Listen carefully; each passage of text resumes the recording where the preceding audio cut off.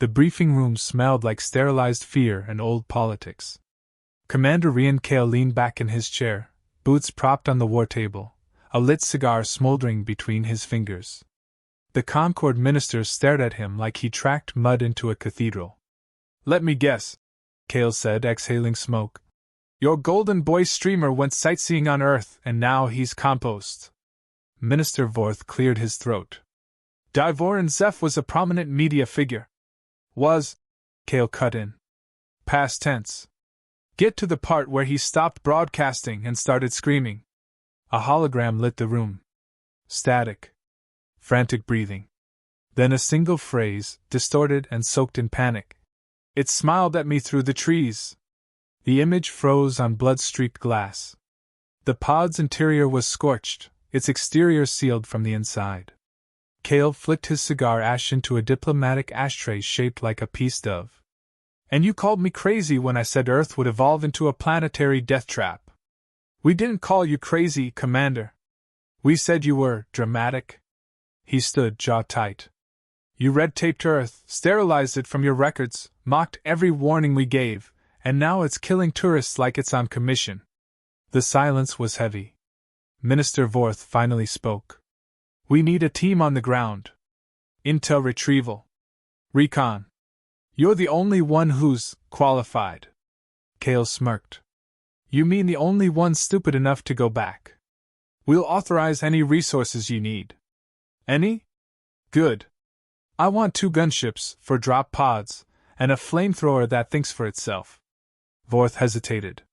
"You'll get 1 shuttle and a cross-species unit. That's what's available." Kael's smile vanished. "So I'm babysitting a bunch of squishy, trigger-happy diplomats with weak bladders and strong opinions." "Great. They're professionals," Vorth said. "No," Kael said. "They're meat with badges. But fine. I'll lead your little safari. Just don't expect everyone to come back." He turned and walked out. The doors hissed shut behind him. The hangar was already humid when Kael arrived. His boots echoed across the steel floor. The crew waited near the shuttle, an ex-marine named Lex, a Grawl engineer named Mern, 2 alien rookies fresh from training, light armor, wide eyes, and a sentient recon drone hovering at waist height with "Hello, I am helpful" painted across its hull. Lex nodded. "Commander Kael. Ready for the family reunion?" "I brought the liquor," Kael muttered. Mern, all claws and nervous twitches, adjusted the cannon strapped to his back. "Is it true what they say about Earth?" Kael strapped on his sidearm. "No. It's worse." The drone beeped. "I have studied over 6 billion Earth-based biosignatures. This mission will be exhilarating." "You shut up," Kael said. "And if anything tries to mimic our voices, light it up first and ask questions never." The rookies shifted, unsure whether he was joking. He wasn't. The shuttle took off. Atmosphere entry was rough. Earth didn't like being disturbed. As they descended, the planet stretched beneath them, green, endless, feral. Forests choked old cities. Rivers carved through broken highways. Lightning danced between the clouds like the planet was warning them. "Touchdown in 60, the pilot said. "Secure your gear," Kael ordered. "From here on out, everything is trying to kill you. Some of it's polite about it. Most isn't." They landed in what had once been southern Oregon. The jungle met them with silence, not peace. Suspicion. Kael stepped onto the soil. It was warm. Too warm. Lex checked the scanner. Temperature spike. No wind. No life signs. Earth learned to hide from us, Kael muttered. Then it learned to hunt. They moved through twisted brush and overgrown ruins. Nature had reclaimed everything, too fast, too precise. Trees grew in perfect arcs, vines moved like muscle memory. One of the rookies brushed against a red-leaf bush. It hissed. "Don't touch anything," Kael snapped. "And if something talks, don't answer." They found Zepha's camp half-collapsed and drenched in blood. His equipment was shredded. His drone hung from a branch, limbs splayed, screen cracked with claw marks. Lex crouched. He put up a fight. No, Kael said. He begged. The jungle didn't care. The drone beeped softly. Unusual energy signature. Residual neural pulses in the plant life. Mern checked his scanner. These readings, this place is reacting to us. It's always been reactive, Kael said. Now it's proactive. One of the rookies walked a few steps away, eyes drawn to a strangely beautiful flower. It pulsed softly. Humming. Don't, Kael started, but it was too late. The flower snapped open. A dozen tendrils burst out, wrapping around the rookie's arm, drilling into flesh. The scream was short-lived. The body convulsed, then went still, eyes wide, lips moving in silent mimicry. Lex raised her rifle. Permission to burn it? Granted. The fire spread fast. Too fast. The trees screamed.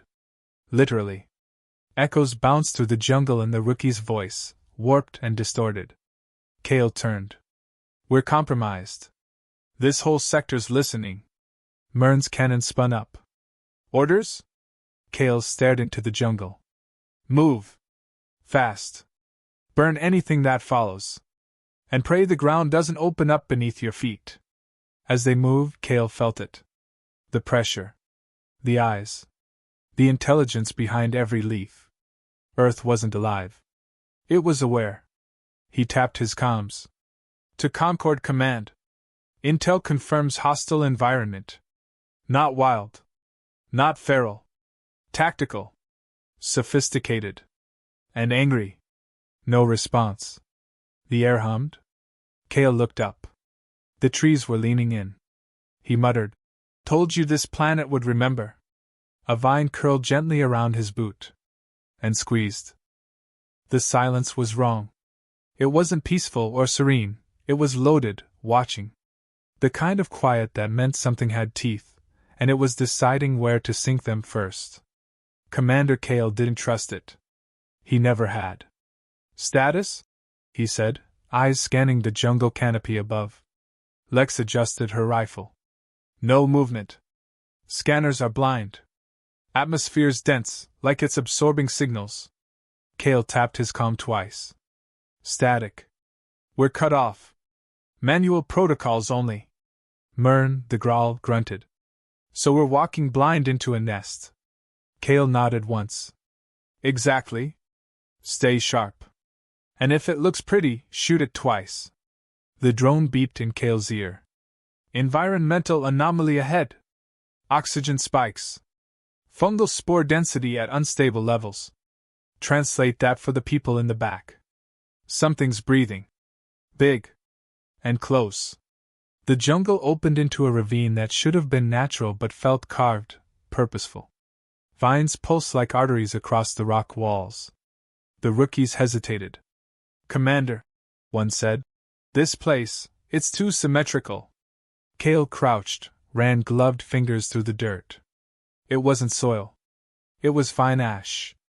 Someone died here, he muttered. A lot of someones. Lex stepped closer. Look! At the far end of the ravine stood a massive tree. Its bark shimmered faintly. Hanging from its branches were remnants of gear, torn armor, shattered visors, even Concord insignias rusted with old blood. The roots had wrapped around something metal. Mern powered up his cannon. Permission to engage? Negative, Kael said.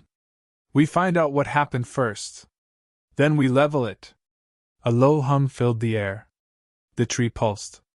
The armor fragments on its limbs clattered together, making sound like teeth chattering. Then a voice echoed, not from a mouth, but from everywhere. Hello again. The voice was familiar. Male. Human. Distorted like it was filtered through gravel and smoke. Lex raised her rifle. Was that Seth? Kael didn't answer. He was already walking toward the tree. The roots shifted, retracting, revealing a half-consumed body, Zeph's chest plate still faintly blinking. Kael crouched beside it. The helmet was gone, face torn clean.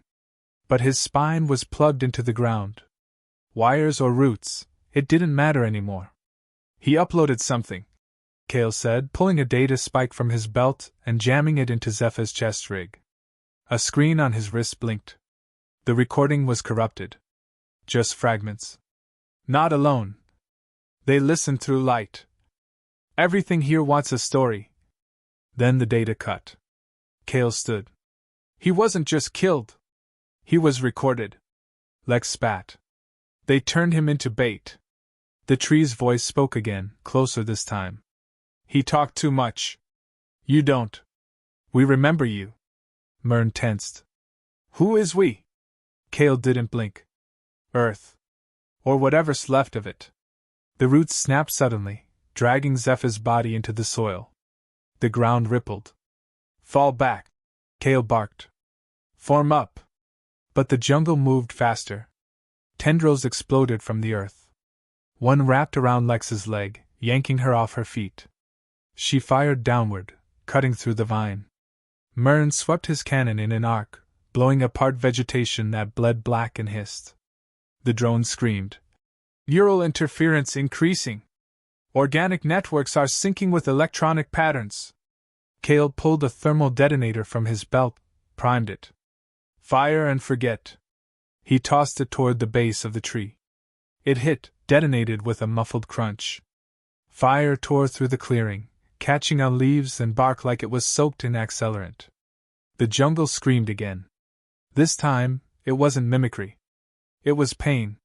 The fire gave them seconds. Kael didn't waste them. Move! He shouted, pulling Lex upright. South Ridge, double time! They ran through smoke and flame. Vines snapped at them. Thorn branches whipped past. The canopy closed tighter overhead like the planet wanted them back. Kael saw a clearing ahead and broke through first, rifle raised. Then he stopped cold. There, waiting at the edge of a blackened river, stood a human. Or what used to be one. She was tall, armored in bark and bone, skin marked with fungal tendrils like war paint. Her eyes were glowing green, unfocused yet locked on him. Kael froze.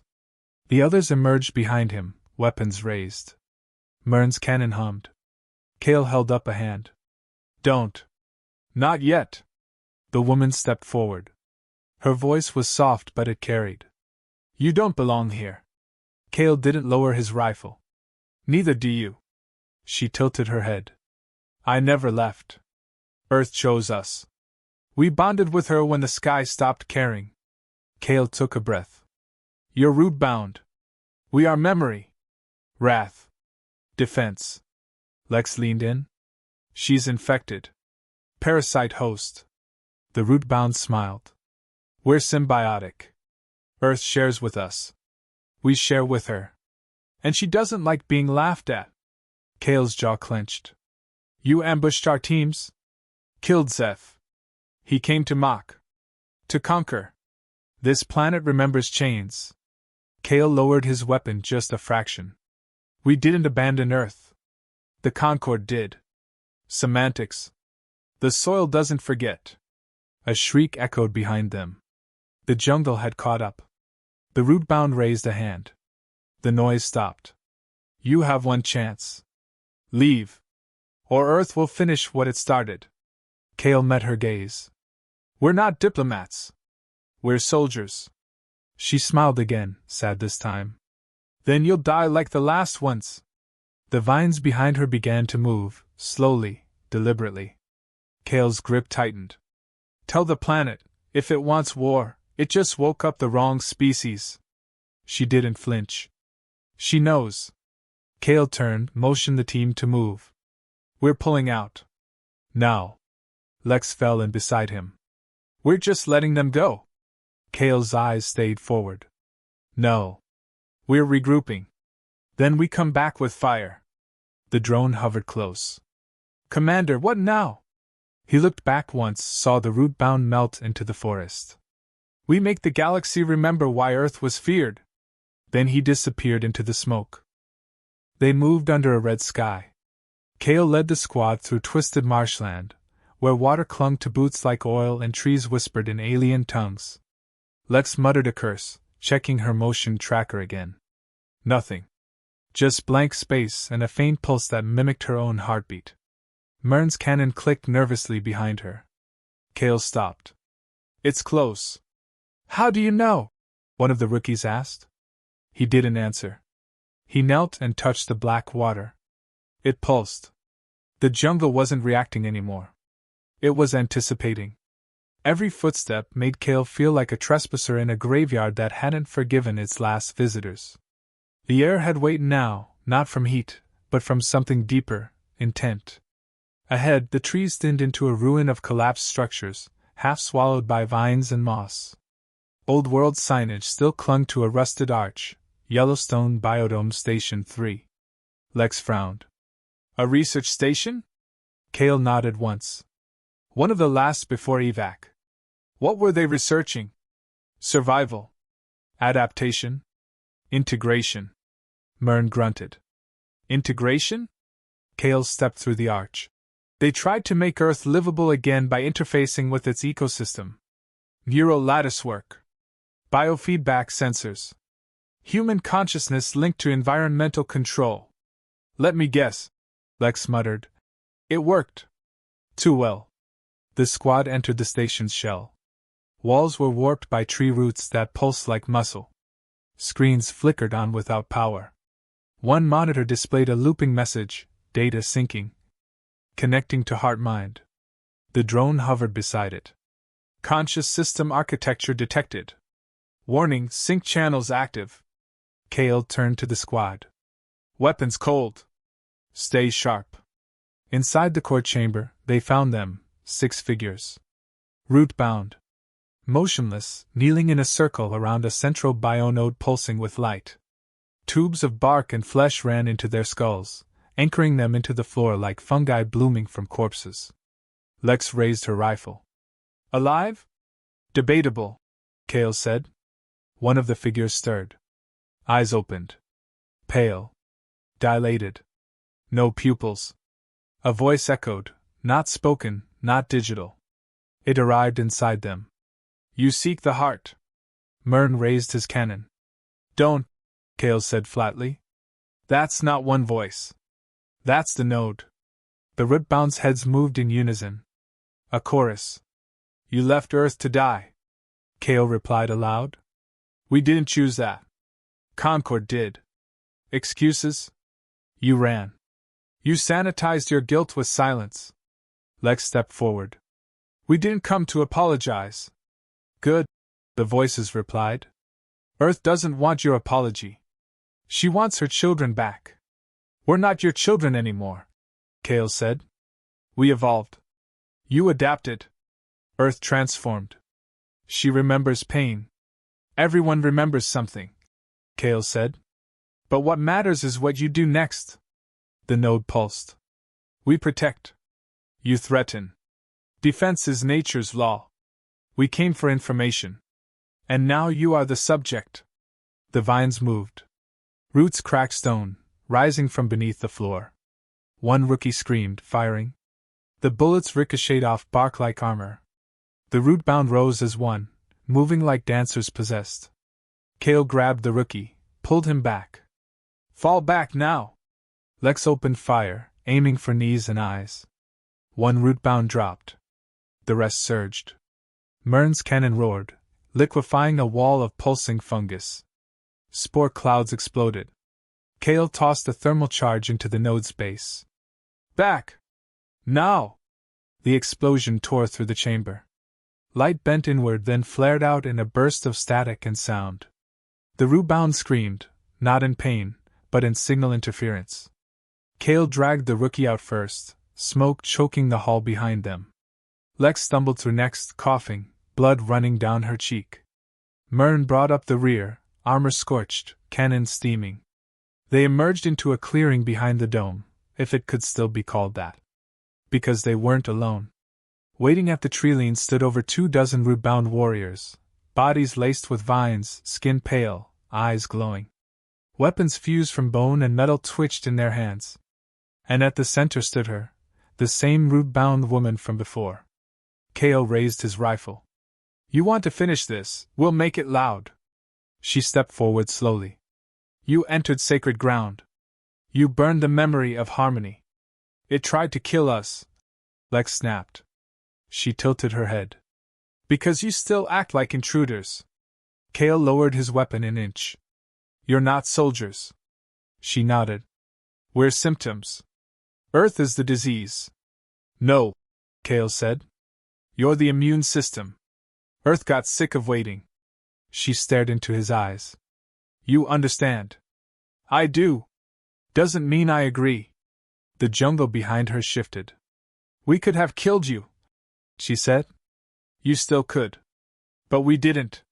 Kael lowered his weapon completely. Why? Because you remembered her. She never let me forget. The other rootbound remained still, watching. No breathing, no blinking.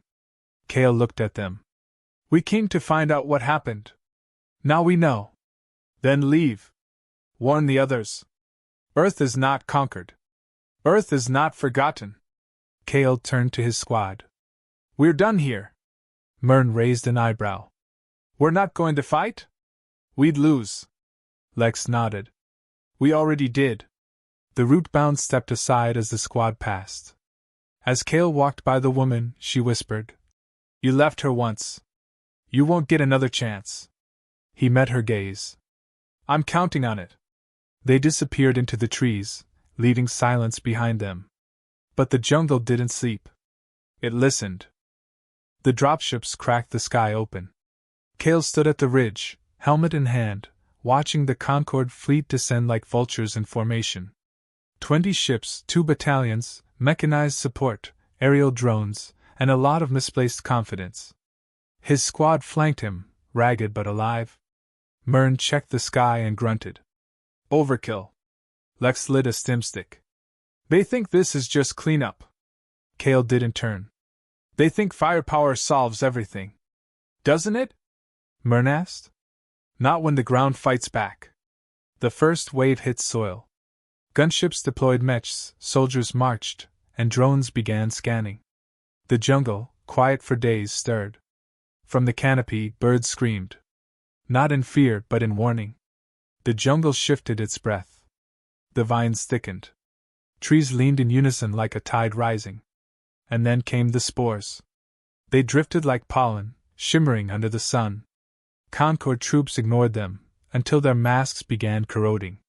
Filters melted. Metal buckled. One mech unit took a single step and collapsed, its pilot convulsing, veins glowing through the visor.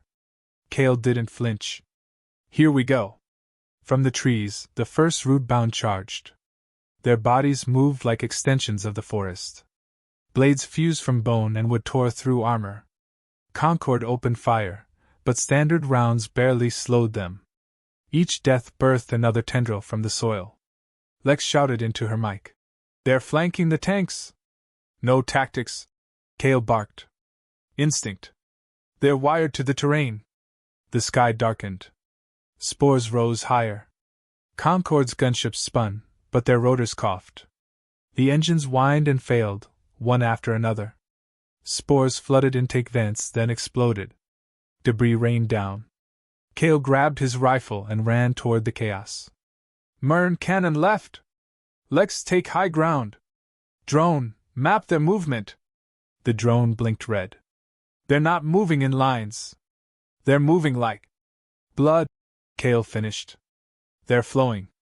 Like circulation. Concord's commander called out over the channel. This is Admiral Shen to all units. Defensive formation Sigma.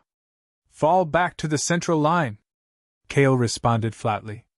There is no central line. This isn't a battlefield. It's a hunting ground. A vine erupted beneath a Concord transport and lifted the vehicle 10 meters into the air before snapping it in half like a toy. The rootbound surged through the wreckage, slaughtering anything breathing. Lex fired 3 rounds into a charging warrior. The 4th bullet went through its neck. It didn't fall. She swore, pulled a blade from her boot, and met it hand to hand. Myrn screamed something guttural and launched a flame burst across a line of advancing hybrids. The air lit up orange, but the fire curved, drawn into the treetops like the forest drank it. Kael climbed a nearby ridge for vantage. His HUD blinked red across the board. Losses above 70%. The Concord force was collapsing. Retreat patterns fractured. Screams filled the comms. He activated the emergency broadcast. Command, this is Kael. Earth's defensive systems are intelligent, adaptive, and decentralized. There is no central hive. The planet is the hive. Silence. Then static. Then laughter. Not his. The comms bled into audio distortion. And the voice that came through wasn't Concord. You brought them. It whispered. You brought more blood. Kael looked toward the center of the forest. The wind shifted. I didn't bring them, he said. I warned them. The voice, Earth's voice, grew louder. They screamed louder than you ever did. He watched the battlefield burn. Good. Maybe now they'll listen. Lex reappeared, bleeding from her shoulder, eyes wild. We're outnumbered 10-1. No, Kael corrected. We're outnumbered 1 to a planet. A distant explosion bloomed as a Concord artillery unit detonated from inside. A vine had pierced its fuel core. No one escaped. Orders? Lex asked, catching her breath. Kael looked at her. We leave them. That's desertion. No. That's survival. Myrn trudged up, his cannon melted at the barrel. I'm out. Kael looked around. What was left of the Concord force was scattered, broken, and screaming. Insects buzzed unnaturally. The trees were still dripping from dead branches. Kael activated a private channel. Drone, transmit final recording. Full telemetry, top-tier encryption, autoroute to Concord High Command. Message? The drone asked. Kael took a breath. Earth is no longer a planet. It is a predator. Every mistake we ever buried is growing in its soil. Every lie we told became fertilizer. And now it remembers our names. The drone beeped. Transmission sent? Kael picked up a fallen Concord officer's tag. The man's face was frozen in surprise. Kael slipped it into his pocket. Lex evac route? Only one. East Ridge. Maybe a 20-minute run if we don't get swallowed. Then we run. They moved through collapsing lines of fire and blood, through melting steel and screaming vines. Behind them, the last of Concord's second wave vanished into the earth. Kael didn't look back. He knew this wasn't the end. This was Earth's declaration. Kael's boots crunched against scorched ground as the forest closed behind them. The air was heavy, humid with ash, and still tasting of copper. Lex limped beside him, favoring her left side. Myrn's armor hung in pieces, his skin blotched with burns. None of them said a word. There wasn't anything left to say. The war hadn't ended, it had spoken. And Earth had been the loudest voice in the room. They reached the top of the ridge just as the sun broke through the canopy. It wasn't sunlight. It was filtered, distorted, green tinged like light seen underwater. Kael stood still and stared at the valley below. The remnants of Concord's expedition lay scattered like debris from a failed god. Wreckage fused into tree trunks. Power armor cracked open like eggs. The jungle moved around it all, slowly, deliberately, feeding on every trace of the invasion. Myrn coughed, sitting on a boulder with his back to a smoking branch. This wasn't a battle. It was digestion. Lex leaned against a fallen log. Command's going to spin this. Say we were overwhelmed. Unprepared. Blame terrain, budget, anything but themselves. Kael didn't respond. He opened his wrist panel and watched the live satellite feed collapse one sector at a time. Earth's upper atmosphere was rejecting Concord's orbital satellites. A swarm of high-altitude spores had begun tearing through them like acid. Lex watched with him. Think they'll listen now? They'll bury it. The data, the losses, the screams. All of it. They always do. Kael reached into his belt pouch and pulled out the last encrypted beacon. The emergency black box unit, protocol bound to transmit on a delay only if no human life remained to report. He cracked it open. What are you doing?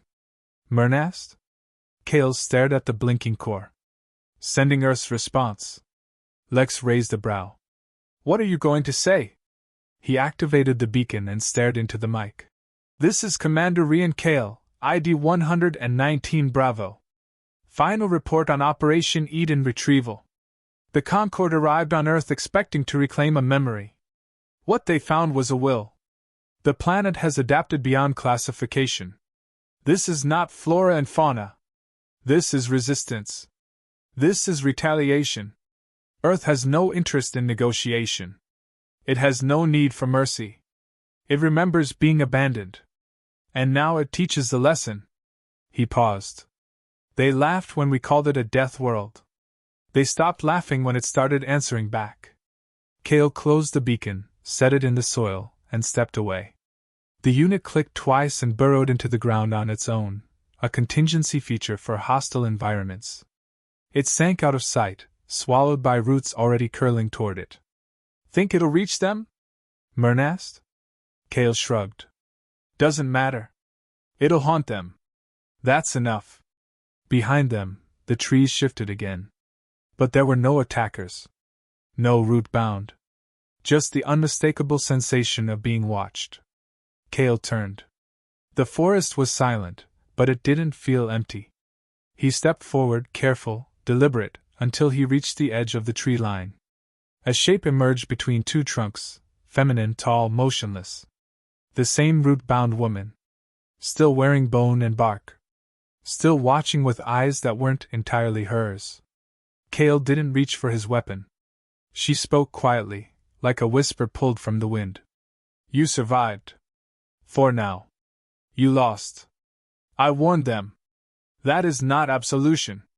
I wasn't looking for it. She studied him. You are different from the others. I remember what Earth cost.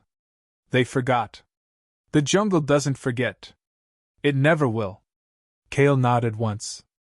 I don't expect forgiveness. Then why stay? Because Earth isn't done. And someone has to be here when she speaks again. Lex moved beside him, tense. We're not staying here, Kael. You can leave. Both of you. You should. But I've seen enough to know the next message Earth sends won't be subtle. It won't be sent through vines or whispers. It'll be war. Myrn grunted. And you plan to stop it? No, Kael said. I plan to translate it. The root-bound woman stepped forward. What will you say? I'll tell them the truth. That Earth is alive. That it was never ours to control. That it waited while we turned our backs. That it didn't just survive, it planned. She looked toward the trees. And if they return? Kael smiled grimly. Then I'll be here to remind them how to bleed. The jungle didn't answer.